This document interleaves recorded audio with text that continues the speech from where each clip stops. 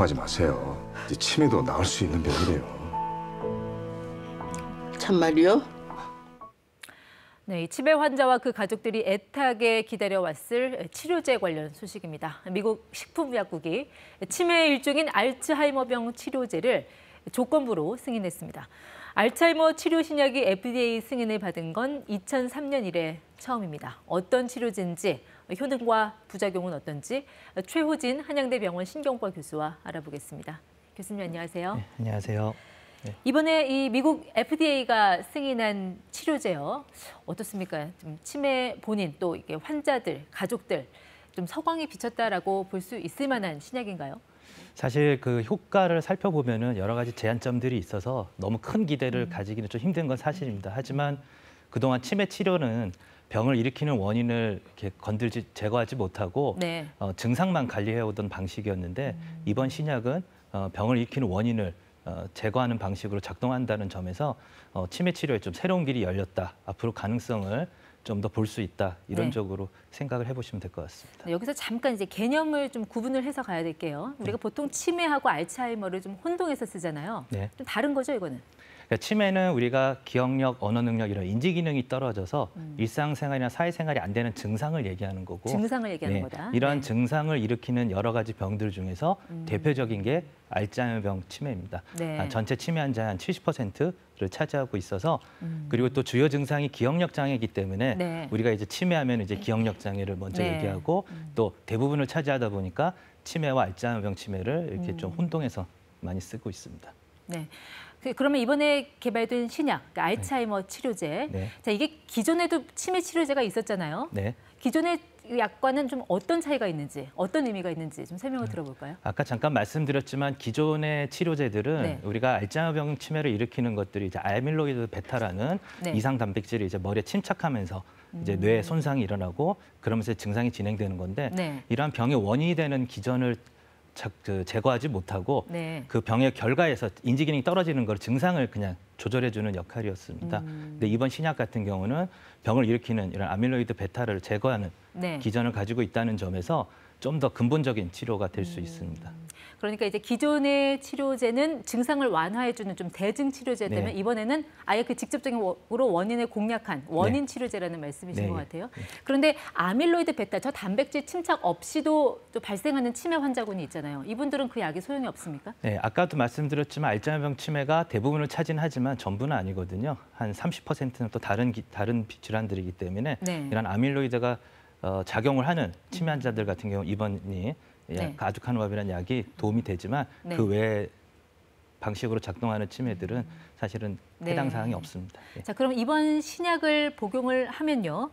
이게 정상적으로 회복이 가능하다는 건지 아니면 그냥 진행 속도만 늦추는 건지 어떤 효과가 있습니까? 이미 손상된 뇌를 다시 되살릴 수는 없기 네. 때문에 일단 증상 초기에 있는 환자들을 대상으로 네. 증상을 늦추거나 또는 또 좀 더 크게 효과를 발휘 멈추거나 네. 이제 이런 거를 기대하는 거고요. 네. 젊었을 때 기억으로 되돌리는 건 사실 불가능하다고 볼 수 있습니다. 그러면 초기 증세 환자들만 해당이 되나요? 어느 정도 좀 진행이 된 중증 환자들은 해당이 안 되는 이번 건지? 신약의 효과를 보면은 아주 초기 환자들을 대상으로 임상이 이루어졌고 네. 그 환자들한테 의미가 있었기 때문에 이미 증상이 상당히 진행된 중증 치매 환자들 같은 경우는 사실 이번 신약이 크게 효과를 보기 힘든 상황입니다. 네. 그럼 투약은 어떤 방식으로 이루어집니까? 우리가 4주에 한 번씩 이제 병원에 와서 네. 주사제로 저희가 치료를 받고요. 네. 그리고 또 비용도 만만치 않아서 사실은 임상적으로 활발하게 쓰이기는 여러 가지 좀 네. 난관이 있는 편입니다. 비용이 얼마로 책정이 됐는데요? 아직까지는 정확하게 나오지는 않지만 미국 기준으로는 연 한 5만 불, 그러니까 네. 우리나라 돈으로 한 6천만 원 정도, 한 달에 한 400만 원에서 500만 원 사이 네. 이 정도로 지금 생각을 하고 있어서 근데 과연 그런 비용을 가지고 네. 지금 그만큼의 효과가 나타나느냐 네. 그건 이제 전문가들 사이에서 아직도 좀 의견이 엇갈리는 상황입니다. 또 혈관에 직접 주사하는 방식이라면 자칫 미세한 혈관에 건드려서 나타날 수 있는 어떤 부작용 같은 거, 좀 예상되는 부작용 어떤 게 있을까요? 혈관에 작용한다고 어떤 방식의 문제보다는 우리가 아밀로이드 단백질을 제거하는 그런 약제들이 보통 네. 그 MRI 상에서 보이는 내부종이 많이 나타납니다. 뇌가 붓는 예, 거. 예. 그래서 근데 증상이 심각하거나 이런 경우는 그렇게 없지만 MRI를 찍어보면은 뇌가 붓는 증상들이 이제 우리가 아리아라는 이런 전문 용어로 표현을 하는데 네. 이제 이런 것들이 사실 되게 임상 연구 과정에서는 크게 증상이 없는 경우가 대부분이지만 네. 이게 실제로 널리 치료가 쓰였을 때 어떤 의미를 가질지는 조금 더 살펴보고 연구가 진행돼야 되는 부분이 있습니다. 네. 그러니까 미국 FDA는 추가로 진행되는 임상 결과에서 만족할 만한 결과가 나오지 않으면 승인을 취소할 수도 있다라고 밝혔거든요. 네. 아직 이게 다 끝난 게 아닌가 보죠? 네, 방금 말씀드린 그런 부작용이 어떤 정도 여파가 있을지도 좀 봐야 되고 네. 그리고 임상 연구가 사실은 효과가 없는 연구도 있었고 효과가 있었던 연구가 있었는데 좀 더 효과가 있었던 연구에 의미를 부여해서 허가가 된 상황이기 때문에 좀 더 확실한 근거를 위한 연구가 필요한 상황입니다. 이미 다른 글로벌 제약사들도 그 치매 원인이 되는 아밀로이드를 공략하기 위해서 그동안 정말 수십억 달러를 투자하면서 신약 개발에 매달려 왔잖아요. 이 치매 치료제라는 게 왜 이렇게 어려운 건가요?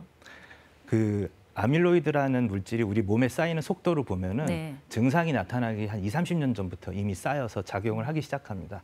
뭐 최근에 문제가 됐던 코로나 바이러스 같은 감염 질환이라든지 암 환자들 같은 네. 경우는 병을 일으키는 원인이 바로 보이고 그거를 제거하는 치료법을 바로 개발할 수가 있는데 네. 이런 치매 같은 퇴행성 질환 같은 경우는 아밀로이드라는 게 이미 증상이 없는 30년 전부터 작동을 하기 때문에 네. 이미 증상이 나타난 환자한테 작용을 하기에는 네. 사실 좀 늦은 감이 있죠. 그 한계가 있고 그래서 네. 그런 한계를 계속 극복해온 과정으로 생각을 하시면 될 것 같습니다. 네, 그렇기 때문에 이번 신약 같은 경우는 그 근본적으로 원인이 되는 물질을 제거할 수 있다는 점에서 네. 어쨌든 환자들 입장에서는 굉장히 희망을 가질 만한 그런 신호가 아닐까요? 어떻게 보세요? 그렇죠. 치료의 방식이 근본적으로 바뀌었다는 점에서는 네. 좀 희망적인 거고 굉장히 의미를 부여할 수 있지만 네. 이제 구체적인 효과나 어떤 그런 비용 문제 이런 걸 네. 따지면 또 논의해야 될 부분이 많이 있는 게 사실입니다.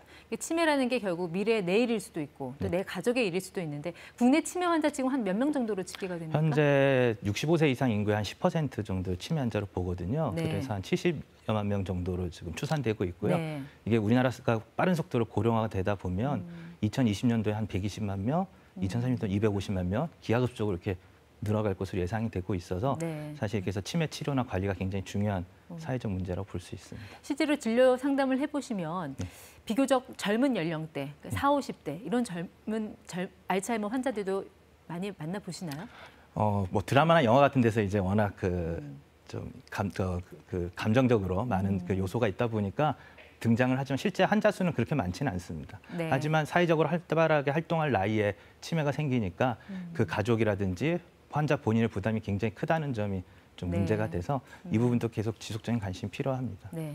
이번에 어쨌든 원인을 제거할 수 있는 그런 신약이 개발이 됐으니까 앞으로 좀 게임 체인저가 될 수 있는 추가 신약도 나올 수 있을 가능성이 열렸다. 뭐 이렇게 봐도 되겠죠? 네, 이번 아두카나맙이라는 약이 뭐 크게 엄청난 효과를 발휘한다기보다는 말씀하신 것처럼 이제 새로운 길을 열었다, 이제 마중물이 된다 이런 의미로서는 큰 의미를 부여할 수 있을 것 같습니다. 네. 어쨌든 지금부터라도 좀 치매를 예방하기 위해서 좀 생활 속에서 실천할 수 있는 것들 혹시 뭐 직접 하시는 그런 것들 소개해 주셔도 좋고요. 네. 일단 뭐 제가 이제 진료실에서 항상 그 환자분들 아니면 경도 그 치매 전 단계나 어르신들한테 말씀드리는 거 이제 몇 가지가 있는데요. 네. 첫 번째는 이제 땀을 흘려야 돼요. 유산소 운동이 필요하고요. 네. 두 번째는 이제 머리를 많이 쓰는 새로운 네. 내용을 우리가 악기를 연주한다든지 그러면 이제 곡이 계속 바뀌잖아요. 네. 아니면은 조금 교육 수준이 되는 분들은 외국어를 뭐 새로운 단어를 외운다든가 네. 이런 게서 새로운 내용을 자꾸 학습해서 머리를 쓰는 것들이 중요하고 마지막으로 이제 사람 간의 관계. 네. 지금 코로나 사태여서 사실 좀 쉽지는 않지만 여러 사람들 만나면서 감정적 교류를 하는 거. 그래서 네. 제가 이제 몸 운동, 뭐 머리 운동, 네. 마음 운동 이렇게 말씀을 드리고요. 그 외에 이제 뭐 술, 담배 자제해야 되고 네. 고혈압, 당뇨, 고지혈증 잘 관리해야 되고. 알겠습니다. 그렇습니다. 혈관 관련 위험 요소도 네, 미리미리 맞습니다. 좀 조심해라라는 말씀까지 듣도록 하겠습니다. 지금까지 ETY 최호진 한양대병원 신경과 교수 함께했습니다. 고맙습니다. 네, 감사합니다.